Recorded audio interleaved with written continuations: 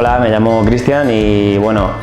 yo tengo bruxismo desde hace ya un par de años, entonces he decidido venir a esta clínica porque vi que tenía un tratamiento que eso básicamente lo que hace es relajar el músculo y que se elimine la cefalea que muchas veces me puede dar, la tensión cervical que conlleva también a lo mejor algún mareo y en general una mejora de la calidad del sueño.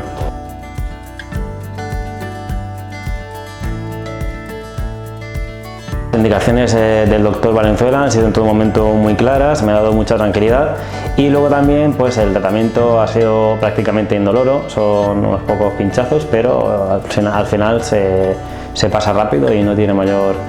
problema.